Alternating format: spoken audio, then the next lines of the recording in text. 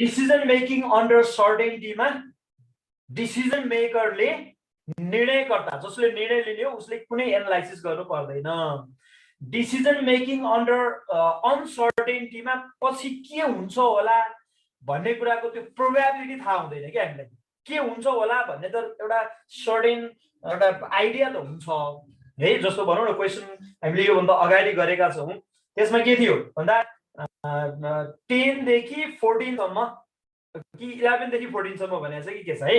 14 सम्म आइटमहरू उसले के गर्न सक्छ बेच्न सक्छ उसलाई थाहा छ। Not less than 11 and not more than 14। 14 भन्दा बढी पनि होइन र 11 भन्दा कम पनि होइन भनेको मतलब त उसलाई त सर्टेन अलिअलि आइडिया त भयो। तर 11 कि 14 भन्ने कुरा उसलाई के छ त्यहाँ कुनै प्रोबेबिलिटी जोडिएको छैन। 11 वटा बिक्री हुने प्रोबेबिलिटी कति 12 वटा बिक्री हुने प्रोबेबिलिटी कति भन्ने केही पनि थाहा छैन उसलाई। त्यो भएर त्यो अनसर्टेनिटी भन्छ त्यसलाई है। भने अर्को रिस्क भनेको के हो भने हामीलाई थाहा छ 11 वटा आइटम बेच्न सक्ने प्रोबेबिलिटी यति, 12 वटा बेच्न सक्ने यति, 13 वटा बेच्न सक्ने यति, 14 वटा बेच्न सक्ने यति भन्ने सबै हामीलाई थाहा छ, प्रोबेबिलिटी थाहा छ। र पनि 14 वटा बेच्दाखेरि चाहिँ हामीलाई प्रफिट धेरै हुन्छ, पे अफ धेरै आउँछ भनेर हामीले 14 वटा ल्याएर राख्यौं भने त्यो 14 वटा बेच्ने प्रोबेबिलिटी कम छ। तर 14 वटा बेच्यो भने पे अफ चाहिँ बढी आउँछ भन्ने आधारमा हामीले 14 वटा ल्याएर राख्यौं भने 14 वटा आइटम स्टकमा राख्यौं भने त्यो रिस्क हो कि हैन। हामीले रिस्क त्यसलाई के भन्छ धेरै रिस्क हुँदा हुँदै पनि प्रोबेबिलिटी कम छ नि त। 14 वटा बेच्ने प्रोबेबिलिटी कम हुँदा हुँदै पनि त्यो 14 वटा आइटम ल्याएर राख्यौं बेच्न सकिहाल्यो भनेदेखि त प्रफिट आउँछ नि त भनेर उसले रिस्क लिएको छ है। त्यो भएर प्रोबेबिलिटी यदि डिमान्ड सँगै प्रोबेबिलिटी पनि जोडिएर आएको छ भने त्यो चाहिँ के हो डिसिजन मेकिङ अन्डर रिस्क हो। क्वेसन हेर्ने बित्तिकै थाहा हुन्छ पे अफ टेबल दिए पनि अथवा पे अफ टेबल बनाउनु पर्ने भए पनि यदि क्वेसनमा प्रोबेबिलिटी भन्ने टर्म त्यहाँ जोडिएर आएको छ भने त्यो के हो डिसिजन मेकिङ अन्डर रिस्क हो है। र डिसिजन मेकिङ अन्डर रिस्कमा क्राइटेरियाहरू दुईवटा छ। क्राइटेरिया फर्स्टमा चाहिँ के छ भने एक्सपेक्टेड मोनेटरी भ्यालु भन्ने छ। एक्सपेक्टेड मोनेटरी भ्यालु भन्ने छ भने अर्को चाहिँ के छ सेकेन्डमा एक्सपेक्टेड अपर्च्युनिटी लस। यसलाई EMV भन्छ है। एक्सपेक्टेड मोनेटरी भ्यालुलाई के भन्छ EMV भनेर सर्टमा चाहिँ EMV ले डिनोट गरिन्छ भने EMV ले डिनोट गरिन्छ भने सेकेन्डमा एक्सपेक्टेड अपर्च्युनिटी लस भन्छ। यसलाई EOL भन्छ है। एक्सपेक्टेड अपर्च्युनिटी लस क्राइटेरिया भन्छ। दुईवटा क्राइटेरियाहरू छ। त्यो मध्येमा हामीले पढ्ने चाहिँ यो एक्सपेक्टेड मोनेटरी भ्यालु भन्ने चाहिँ हामीले अहिले पढ्छौँ। यो एक्सपेक्टेड मोनेटरी भ्यालुमा अघि मैले सुरुमै भनिसकेको छु एक्सपेक्टेड मोनेटरी भ्यालु अथवा एक्सपेक्टेड यो अपर्च्युनिटी लसमा यो पे अफ टेबल सँगसँगै के पनि आएको हुन्छ त्यसमा भन्दा पे अफ टेबल सँगसँगै आएको हुन्छ अर्को प्रोबेबिलिटी पनि सँगसँगै यसमा जोडिएर आएको हुन्छ। त्यो कुरा याद गर है। अथवा प्रोबेबिलिटी त्यसमा सँगसँगै प्रोबेबिलिटी दिएको छैन भने पनि टोटल नम्बर र फेभरेबल केसेस के टोटल केसेस र फेभरेबल केसेस भन्ने हुन्छ प्रोबेबिलिटीमा। त्यो प्रोबेबिलिटीमा युज हुने टोटल र त्यसपछि फेभरेबल भन्ने त्यो केसहरू अथवा नम्बरहरू चाहिँ हामीलाई दिएको हुन्छ। कहीँ न कहीँ त्यो कुरा चाहिँ दिएको हुन्छ है। ल अब हामी एक्सपेक्टेड मोनेटरी भ्यालु कसरी क्याल्कुलेट गर्ने त भन्नेमा छ। एक्सपेक्टेड मोनेटरी भ्यालु क्याल्कुलेसन गर्नको लागि पे अफ टेबल चाहिन्छ हामीलाई। पे अफ टेबल चाहिन्छ र पे अफ टेबल बनाइसकेपछि EMV भनेको प्रत्येक स्ट्राटेजीको लागि अब यो क्याल्कुलेसन गर्ने कसरी म भन्छु है। EMV क्याल्कुलेसन गर्नको लागि EMV is calculated for each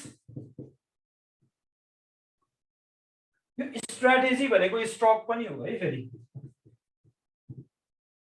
stock each stock प्रत्येक यो स्टकको लागि अथवा स्ट्राटेजीको लागि एक्सपेक्टेड मोनिटरी भ्यालु क्याल्कुलेट गरिन्छ र यसको लागि फर्मुला के छ यो एक्सपेक्टेड मोनिटरी भ्यालुको फर्मुला के हो त भन्दा expected monetary value EMV equal to summation pay of into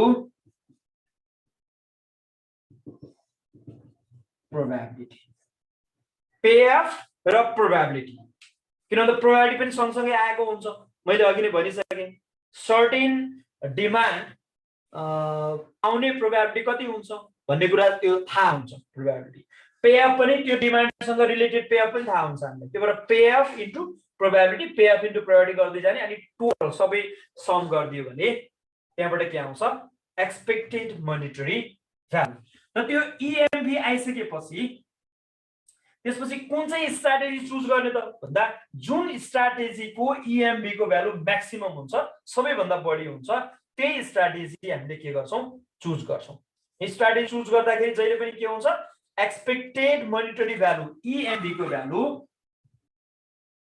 जुनको बढी हुन्छ choose the strategy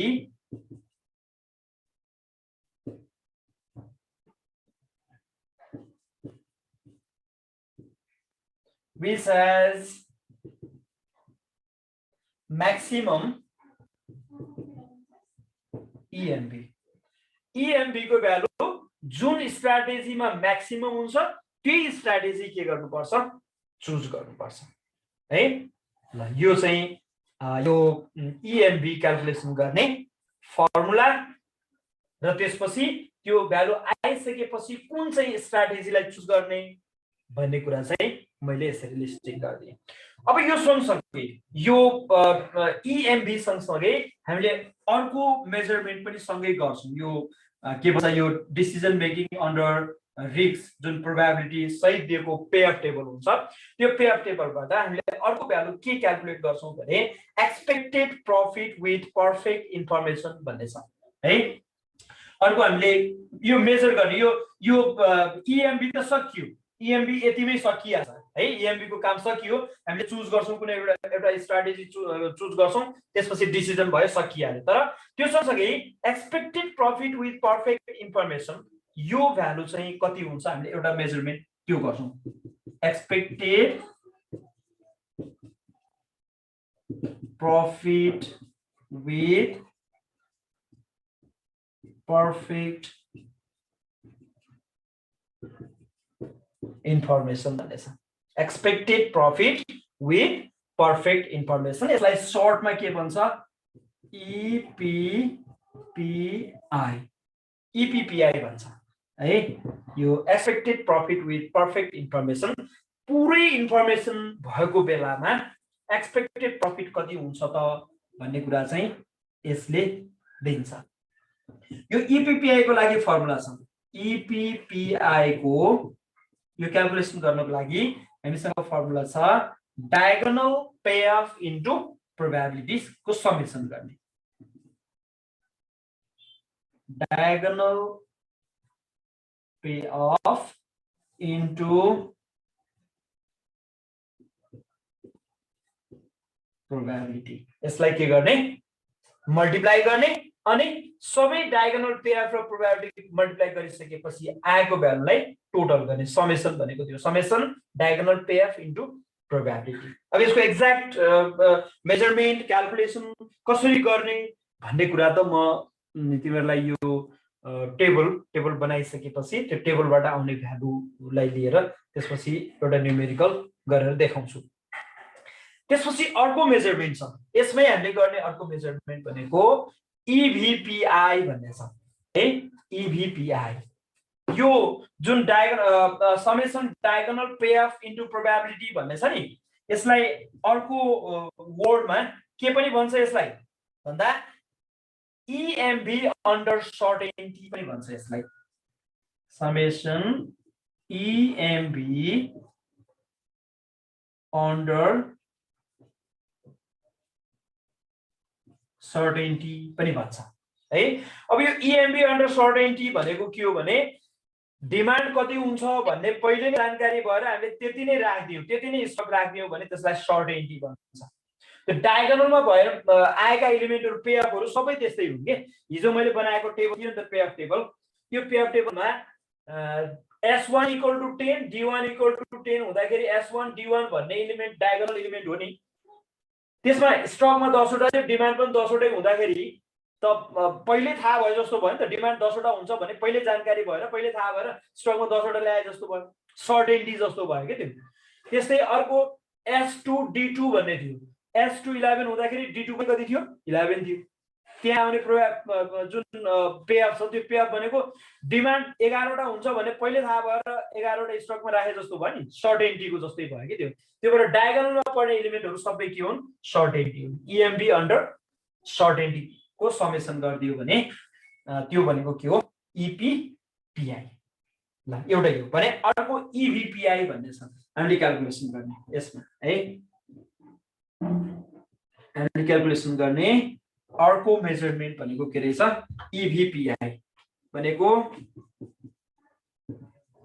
expected value of perfect information यसलाई के भन्छ EVPI expected value of perfect information। ल अब expected value of perfect information, अब यसको मेजरमेन्ट कसरी गर्ने फर्मुला के छ त भन्दा EVPI यसको फर्मुला हुन्छ यो चाहिँ पहिले नै यो EPPI EMB हामीले पहिले क्याल्कुलेसन गरिसकेका हुन्छौं। यसको फर्मुला हुन्छ EPPI माइनस म्याक्सिमम EMB है, म्याक्सिमम EMB। यो फर्मुला चाहिँ EVPI को हो। यो भनेको के हो भने expected value of perfect information भनेको छ नि।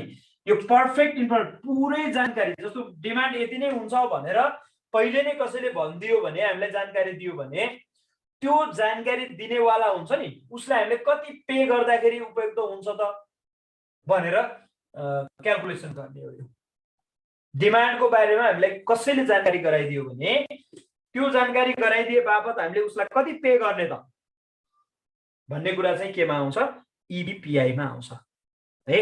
यो EVPI भयो र यसको क्याल्कुलेसन भनेको EPPI पहिले आइसकेको हुन्छ भ्यालु अनि माइनस म्याक्सिमम EMB। त्यो म्याक्सिमम EMB पनि पहिले आइसकेको हुन्छ जुन डिसिजन लिने बेलामै आइसकेको हुन्छ र त्यो दुईटाको डिफरेन्स EPPI बाट म्याक्सिमम EMB माइनस गरिदियो भने के आउँछ EVPI आउँछ, expected value of perfect information. ल यो अहिले नयाँ यो डिसिजन मेकिङ अन्डर रिस्कमा हामीले पढ्नुपर्ने कुरा चाहिँ अथवा क्याल्कुलेसन गर्नुपर्ने कुरा चाहिँ यति नै हो। अब यसको लागि एउटा क्वेशन हेरौं। क्वेशनमा यो प्रोबेबिलिटी सँगसँगै जोडेर दिएको क्वेशनहरु छ र पे अफ टेबल हामी आफैले बनाउनु पर्ने छ है। पे अफ टेबल हामी आफैले कन्स्ट्रक्ट गर्नुपर्ने टाइपको क्वेशनहरु छ। त्यो भएर फर्स्टमा पे अफ टेबल बनाउनै जानु पर्यो है। पे अफ टेबल बनाउनु पर्ने क्वेशन म एउटा गर्छु र अघि सोधे जस्तै त्यो डायगोनल भन्दा तलको सेकेन्ड केसको जुन पे अफहरु थियो नि पे अफ भ्यालुहरु त्यो कसरी क्याल्कुलेसन गर्ने भन्ने कुरा पनि म एउटा क्वेशन लिएर अनि त्यसबाटै गराउँछु। यसको लागि तिमीले क्वेशनमा हेर 2073 क्वेशन नम्बर 19 मा हेर त 2073 क्वेशन नम्बर 19।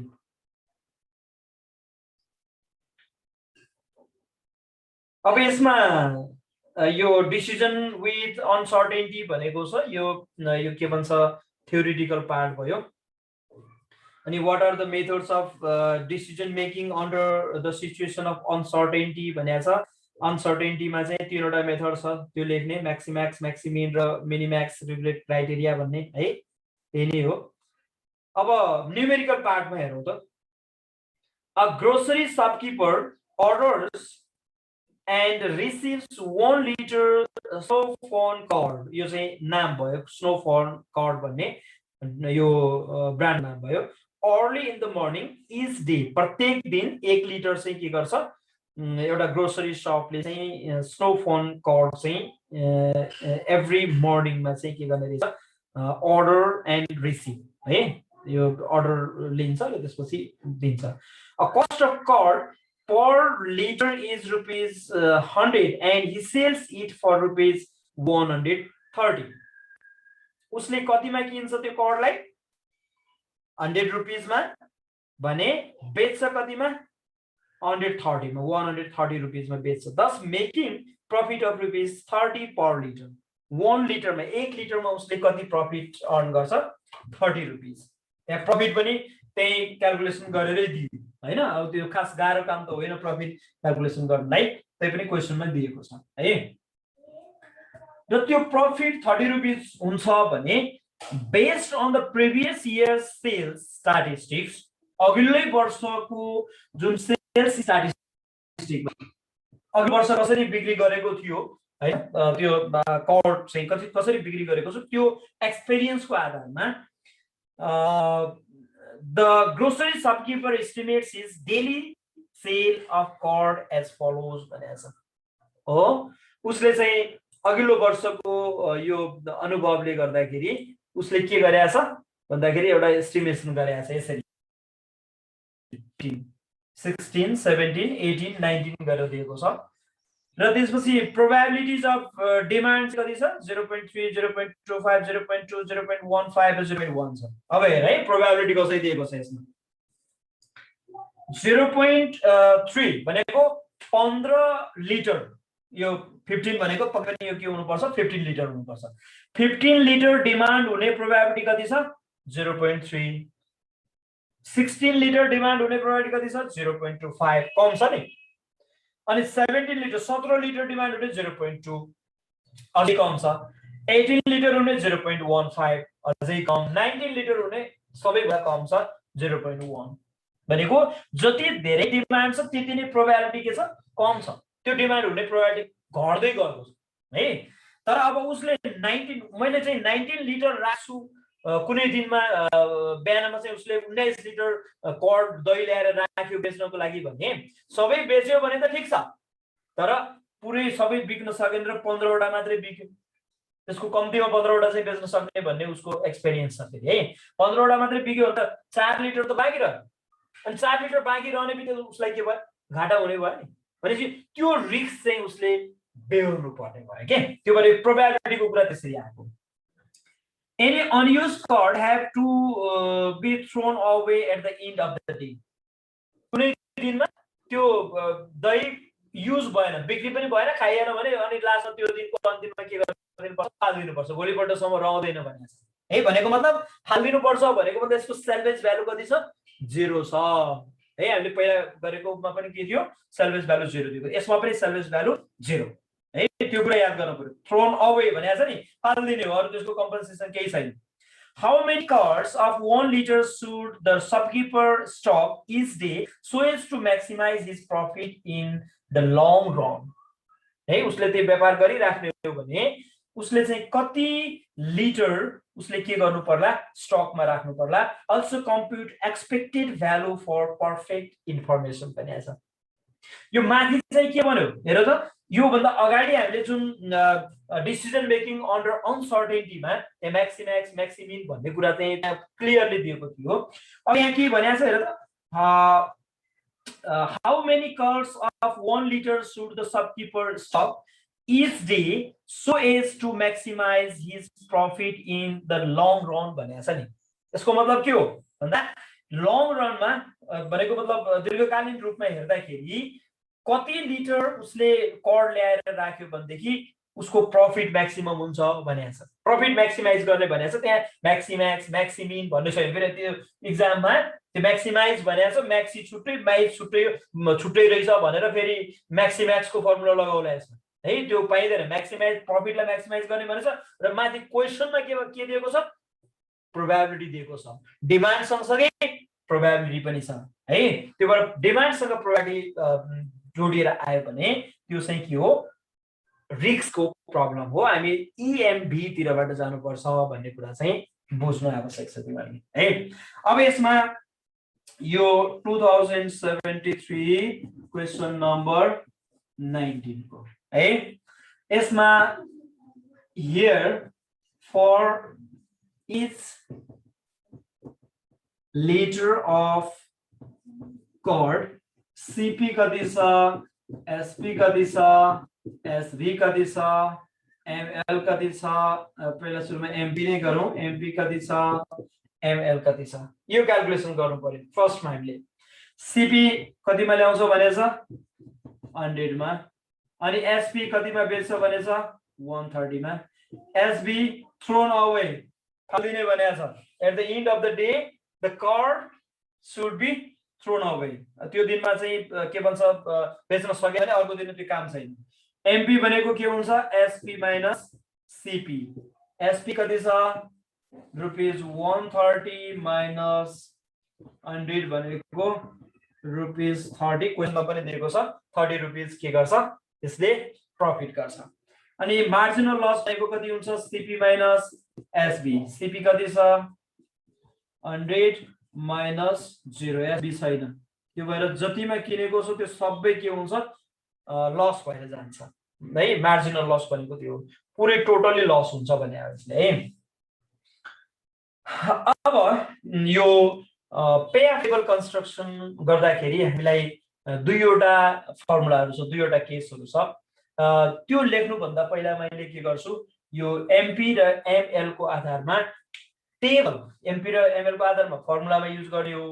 तर त्यो क्वेशनमा दिएको छ नि डिमान्ड 15 16 17 18 19 गरेर दिएको छ, 19 सम्म त्यसको डिमान्ड हुन सक्छ र प्रोबेबिलिटी पनि सँगसँगै त्यसैमा असाइन भएर आएको छ भने हामीले के गरौँ अब टेबलको एउटा स्ट्रक्चर यस्तो बनाऊ जहाँ प्रोबेबिलिटी पनि होस्, डिमान्ड र डिमान्ड सँगसँगै सप्लाई त हुने नै भयो है। सप्लाई स्टक भनौँ न, सप्लाई भन्दा पनि स्टक चाहिँ कति राख्ने भन्ने कुरा त हुने नै भयो। त्यसलाई यो चाहिँ कपी गर सार्ने, त्यसपछि म टेबलको फर्मेट बनाउँछु र त्यो टेबलको फर्मेटमा यो केस फर्स्टमा when stock is less than or equal to demand भन्ने केस छ जुन डायगोनल र डायगोनल भन्दा माथिको एलिमेन्टहरु, र सेकेन्ड केसमा चाहिँ डायगोनल भन्दा तलको एलिमेन्टहरु क्याल्कुलेसन गर्नको लागि when stock is greater than demand भन्ने केस चाहिँ के हुन्छ तल आउँछ।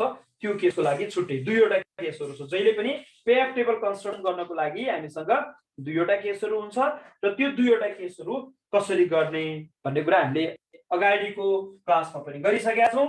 अब आज पनि पे अफ टेबल बनाउँदाखेरि गर्ने त्यही नै। ल मैले यसलाई मेटाएँ र त्यसपछि यहाँनिर के गर्छु अब पे अफ टेबलको फर्मेट बनाउँछु। पे अफ टेबलको फर्मेटमा एउटा मात्रै एउटा टर्म यसमा थपिन्छ, अघिल्लोको भन्दा के थपिन्छ भन्दा यो पे अफ टेबल भनेर लेखौं। पे अफ टेबल, यो पे अफ टेबल हो। पे अफ टेबलमा डिमान्ड र त्यसपछि सँगसँगै माथि चाहिँ के हुन्छ प्रोबेबिलिटी पनि हुन्छ है।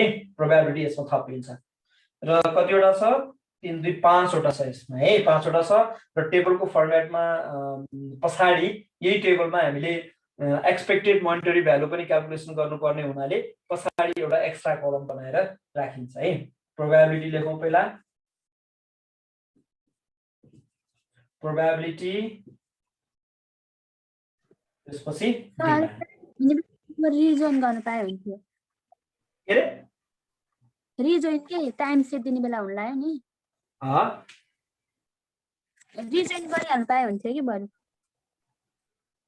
ए ल ठिकै छ रिजोइन गरौँ ल। अझ मैले यो रिजोइन गर्ने भन्दा पनि तिमीहरूलाई मैले यो दिन खोजेको, तिमीहरूले यो के भन्छ टेबल कन्स्ट्रक्सन गरेर आएर त्यसपछि भोलि इएमबी क्याल्कुलेसन कसरी गर्ने भन्ने कुरा चाहिँ मैले त्यसपछि गरिदिन्छु भन्ने मेरो सोचाइ थियो अझै है। किन भन्दा यो टेबल एक्ज्याक्टली त्यही नै हो। तिमीहरूले हिजो हामीले जे गर्यौ अब आजकोमा एक्ज्याक्टली त्यही नै हो। मैले टेबलको फर्मेट मात्रै थोरै स्लाइटली चेन्ज गरेँ, त्यो फर्मेटले तिमीलाई केही असर गर्दैन, त्यसले केही असर गर्दैन।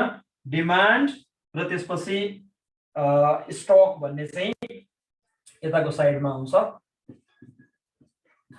स्टक यसरी आउँछ। डिमान्ड चाहिँ कति कति हुन्छ हेर त, कति दिएको छ D1 15, D2 16, D3 17, D4 18 र D5 19 र लास्टमा एउटा कलम चाहिँ खाली छोड्दियो है। भने प्रोबेबिलिटी कति कति दिएको छ हेर त 0.30 0.25 0.20 0.15 0.10 यसरी छ। यसरी आयो भने stock S1 equal to 15, S2 equal to 16, S3 equal to 17 है। यही मेथडबाट ट्याक्कै एक्ज्याक्टली केही फरक छैन। माथिको प्रोबेबिलिटी छोड्दियो है, प्रोबेबिलिटीको अहिले क्याल्कुलेसन केही गर्नै पर्दैन, खाली टेबलमा डिमान्ड र स्टक छ मात्रै त्यति सोचेर हामीले हिजो गरेको जे थियो एक्ज्याक्टली त्यही मेथड अहिले फलो गर्यो भने S4 equal to 18 र S5 equal to 19 एक्ज्याक्टली त्यही फलो गर्यो भने यो टेबल चाहिँ कम्प्लिट हुन्छ। टेबललाई कुनै प्रब्लम छ जस्तो लाग्दैन मलाई। अघि उसले किशोरले सोध्दै थियो त्यसको लागि चाहिँ यो के भन्छ फर्मुला केस सेकेन्डको फर्मुला चाहिँ याद गर्नु पर्यो हैन। केस सेकेन्डमा फर्मुला के थियो भन्दा पे अफ भ्यालु भनेको MP into S minus ML into S minus D भन्ने थियो है। यो पे अफ टेबलको फर्मेट यो बनाइसकेपछि अब हामीले केस फर्स्टमा when stock is less than or equal to demand, stock less than or equal to demand भनेको stock इक्वल पनि हुन सक्छ डिमान्ड सँग र त्यो भन्दा कम भनेको यसरी। पहिला मैले टेबलको फर्मेट यसरी बनाए, यसलाई छेउछाउमै बनाइदिऊ है। ल स्टक र डिमान्ड इक्वल भएको भनेको डायगोनल, यो फर्स्ट यसको सेकेन्ड यसको थर्ड यसको फोर्थ यसको फिफ्थ, यो र यो भन्दा माथिको के भन्छ पे अफ भ्यालुको लागि यो फर्मुला युज गर्छौं हामी है। यो केस युज गर्छौं। त्यसमा pay of equal to MP into D, demand जति छ त्यो बराबरको चाहिँ के हुन्छ यसमा सरी MP इन्टु S हुन्छ यसमा है। MP इन्टु S स्टक कति छ त्यो स्टक बराबरको नै यसमा के हुन्छ भन्दाखेरि पे अफ प्रफिट भएर आउँछ। पे अफ चाहिँ त्यति हुन्छ। मार्जिनल प्रफिट चाहिँ कति आएको थियो 30 इन्टु S, यसको फर्मुला चाहिँ 30 इन्टु S हुन्छ है। 30 इन्टु S गर्ने हो भने यो S1 D1 को लागि S1 D1 अब मैले आज चाहिँ के गर्छु यो सबै क्याल्कुलेसन मैले यो भन्दा अगाडिकै क्लासमा गरिसकेको छु है। अगाडिको भिडियो हेर्न सक्छौ तिमीहरुले यो कसरी क्याल्कुलेसन गर्ने, S1 D1 S2 D2 S3 D3 को भ्यालु चाहिँ कसरी आउँछ त भन्ने कुरा चाहिँ यो भन्दा अगाडिको भिडियोमा छ। म यो फर्मुला यो हुन्छ तर यो क्याल्कुलेसन चाहिँ नगरिकन म टेबलमा एकैपटक राखेर देखाउँछु है।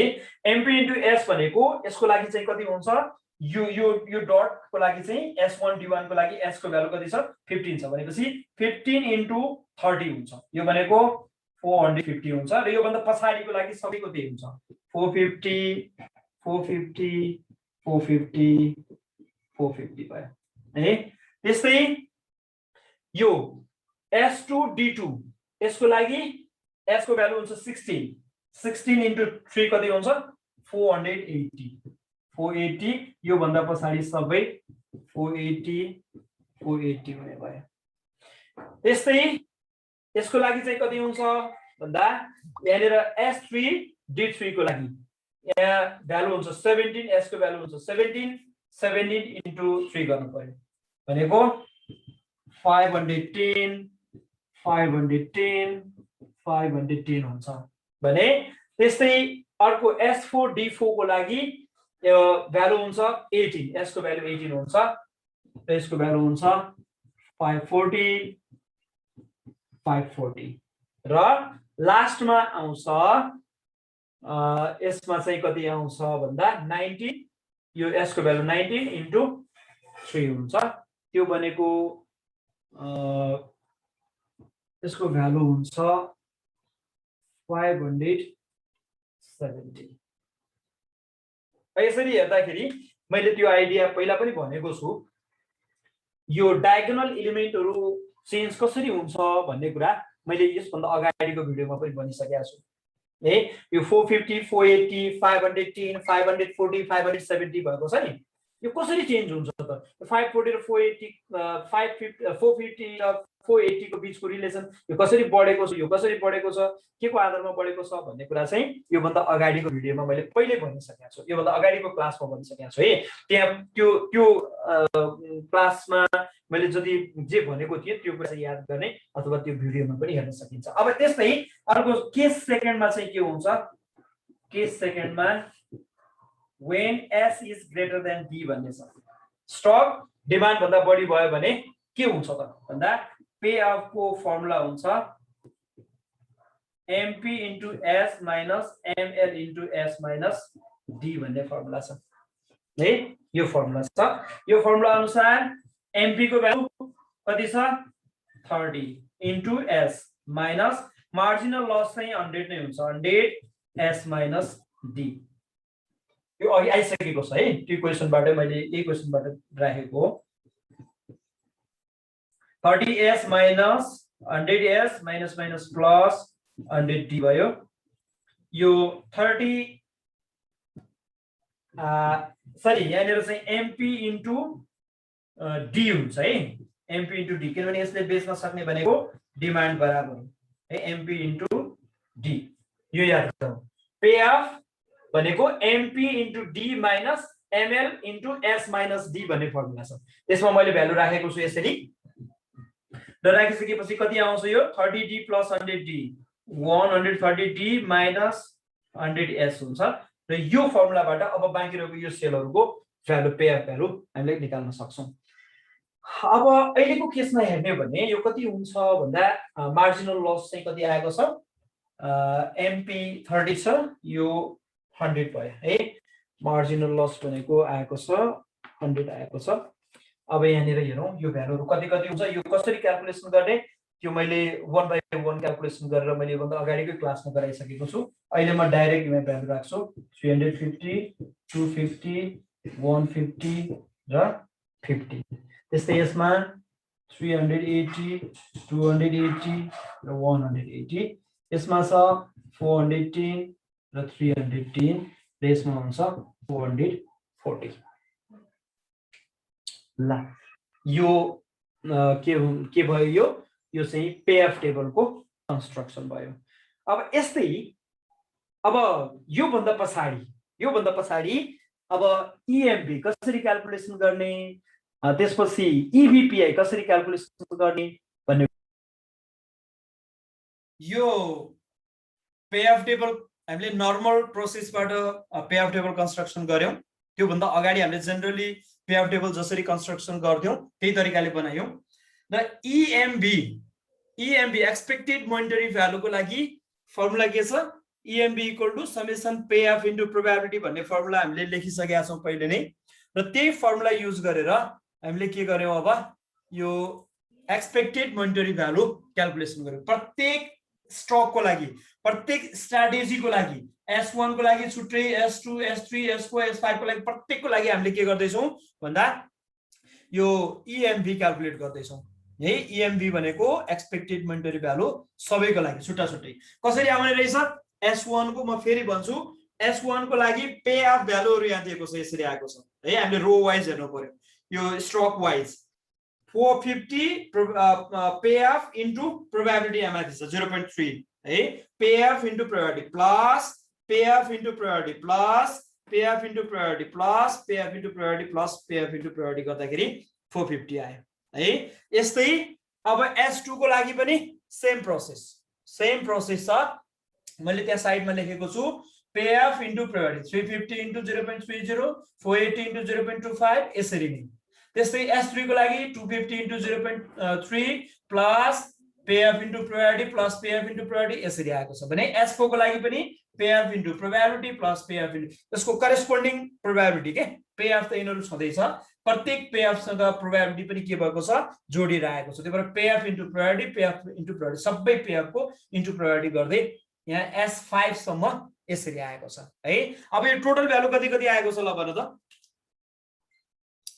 S2 को 441 441 अनि S3 को 399.5 आहा 399.5 अनि यहाँ चाहिँ यो 15 है। यसको S4 को चाहिँ कति आएको छ? S4 को 332 332 अनि यो S5 को कति आएको छ? 245 145 यही होइन ल, अरूले पनि क्रस चेक गर है। यो भ्यालु 450 भयो, 441 399.5 332 र 245 ल। यो EMV आइसकेपछि हाम्रो त अब्जेक्टिभ के हो, उद्देश्य के हो? फाइनली त हामीले गर्नुपर्ने त कुन चाहिँ स्टक चुज गर्नु पर्ला, कति लिटर कर्ड उसले राख्नु पर्ला त प्रफिटलाई म्याक्सिमाइज गर्नको लागि भन्ने क्वेसन हो नि। त्यसको लागि अब के गर्नु पर्यो? EMV हरू मध्येको म्याक्सिमम EMV जुन छ त्यो म्याक्सिमम EMV दिने स्टक नै उसले के गर्नुपर्छ? चुज गर्नुपर्छ टु म्याक्सिमाइज हिज प्रफिट। प्रफिटलाई म्याक्सिमाइज गर्नको लागि EMV को भ्यालु जुन स्टक को सबैभन्दा बढी छ त्यही स्टक चुज गर्नुपर्छ भन्ने छ है। त्यो EMV को फर्मुला लेख्ने बेलामा पनि लेखिसकेको कुरा छ है। ल अब अहिले हेर्दाखेरि त्यसो भएदेखि कुन चाहिँ स्टकले म्याक्सिमम EMV दिएको छ हेर त। S1 = 50 हो, स्टक S1 ले म्याक्सिमम EMV चाहिँ कुनमा छ? स्टक S1 मा छ। यसको मतलब अब डिसिजन लेख्नु पर्यो। यो मेटाइदिए मैले है। अब डिसिजन लेख्नु पर्यो। डिसिजन भनेको लास्टमा कुन चाहिँ स्टक, कति कर्ड यदि उसले स्टकमा राख्यो भने प्रफिट म्याक्सिमम हुन्छ त भन्ने क्वेसन नै त्यही छ भने हामीले आन्सर पनि त्यही अनुसार लेख्नु पर्यो अब है। भनेको मतलब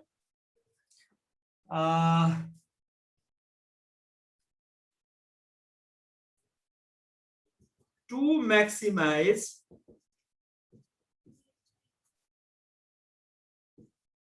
his profit in long run,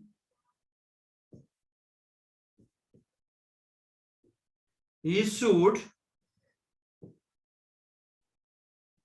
keep 15 liter of curd in stock. उसले स्टकमा कति राख्नु पर्छ भनेर देखियो त यसमा EMV इभ्यालुएसन गर्दा 15 लिटर। 15 लिटर भनेको S1 हो है। यो भनेको S1 = S1 त हामीले नोटेसनमा दिएको हो नि, खासमा त 15 लिटर हो।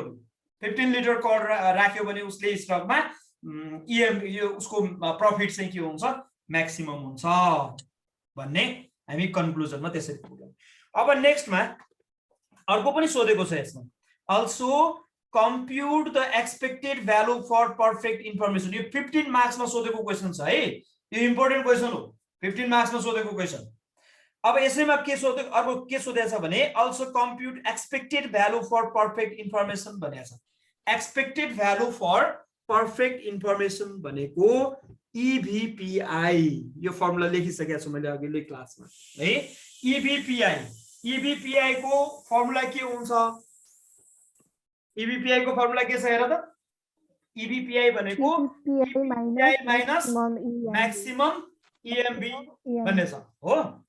EPPI माइनस म्याक्सिमम EMV भन्ने छ। अब म्याक्सिमम EMV त यहाँ आइसक्यो 450 हो। 450 म्याक्सिमम रहेछ। त्यो भएर यो म्याक्सिमम EMV सँग करेस्पोन्डिङ S1 = 15 भनेर आएको त्यो कारणले हो नि। म्याक्सिमम EMV आइसकेको छ। अब चाहिने भयो हामीलाई के? EPPI है। अब फेरि अगेन एक्सपेक्टेड भ्यालु फर के भनेको छ?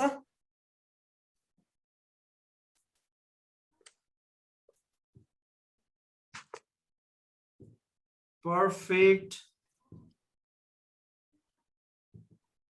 information EVPI equal to what? यो सोधेको छ है र हामीलाई थाहा छ EVPI equal to EPPI minus maximum EMV.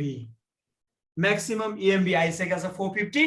अब हामीलाई चाहियो EPPI. EPPI कसरी क्याल्कुलेसन गर्ने अब त्यसमा छ है। अब EPPI भनेको summation diagonal payoff into probability भन्ने छ। ओके यो फर्मुलामा हेर त EPPI भनेको summation diagonal payoff into probability भन्ने छ। अब EPPI को लागि पनि हामीले टेबलबाट भ्यालु राखौं त। समेसन भनेको जोड्दै जाने प्लस प्लस गर्दै जाने केलाई भन्दा diagonal pay of into probability लाई प्लस प्लस गर्दै जाने भनेको हो के यसले है। अब हेर त कति हुन्छ डायगोनल पे अफ भनेको कुन कुन हो यो S1 D1 को एउटा S2 D2 S3 D3 S4 D4 S5 D5 E pay of हरुलाई चाहिँ के भन्छ डायगोनल पे अफ भन्छ।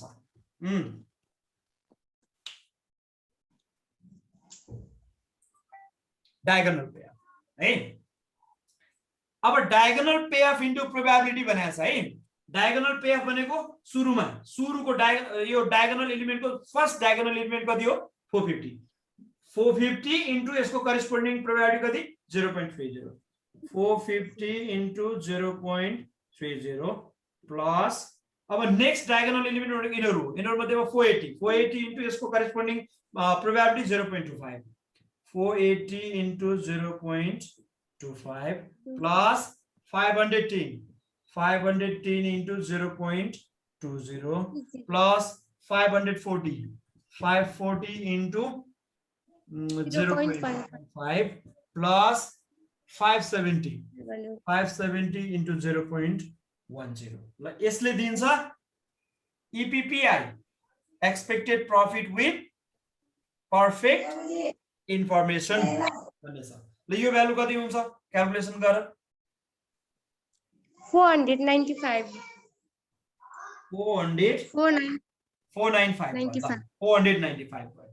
है। यो सबै केमा आएको छ रुपीजमा छ नि त। हामीलाई चाहिँ रुपीस 30 MP भएको छ ML चाहिँ मार्जिनल लस रुपीस 100 भएको छ CPSP दिएको छ त्यो भएर सबै रुपीजमा आएको छ है। यो रुपीज नै हो यिनीहरु र EPPI हो भयो भने अब नाउ EVPI चाहिँ कति हुन्छ त EVPI भनेको हामीसँग अघि पनि फर्मुला लेखिसकेको छु मैले EPPI minus maximum EMV EPPI कति आयो त 495 माइनस म्याक्सिमम EMV कति छ 450 माइनस गरेर कति हुन्छ यो 45 भयो। अब यो कहिलेकाहीँ के भन्छ भने यो 45 चाहिँ लास्टमा यो EVPI आउँछ नि त्यो EVPI को यो इन्टरप्रिटेसन कसरी गर्ने त के भन्न खोजे यो EVPI ले भन्दा expected value of for perfect information भन्छ के। यो भनेको के हो भने हामीलाई फ्युचरमा आउने डिमान्डको बारेमा कसैले इन्फर्मेसन दियो भने हामीलाई पर्फेक्ट इन्फर्मेसन दियो भने डिमान्ड यदि हुन्छ हुँदैछ भनेर पहिले नै जानकारी गराइदियो भने त्यो जानकारी गराउने व्यक्तिलाई अथवा त्यो फर्म अथवा कन्सल्टेन्सी के छ उसलाई चाहिँ हामीले कति पे गर्नुपर्छ त भन्ने कुरा चाहिँ केले दिन्छ यो EVPI ले दिन्छ है। EVPI ले दिने भनेको के रहेछ यदि हामीलाई फ्युचर डिमान्डको इन्फर्मेसन पहिले नै दिइसक्यो कसैले पहिले नै जानकारी भविष्यवाणी भन्छ नि हैन फोरकास्ट गरिदियो भविष्यवाणी गरिदियो भने उसलाई कति दिन उपयुक्त हुन्छ त भन्दा 45 भनेको अहिले आएको चाहिँ 45 रुपीज हो यो सबै रुपीजमा आएको छ त्यो भएर यो 45 पनि रुपीज नै यो 495 पनि यो के हो रुपीजमा हो है। त्यस्तै यो EMV हरु पनि यी पनि सबै रुपीज हो र यो चाहिँ पे अफ भ्यालु हरु यो सबै केमा आएको छ रुपीजमा आएको छ त्यो भएर दिँदाखेरि उपयुक्त हुन्छ भन्ने यसको अर्थ चाहिँ त्यसरी लगाउन सकिन्छ हामीले।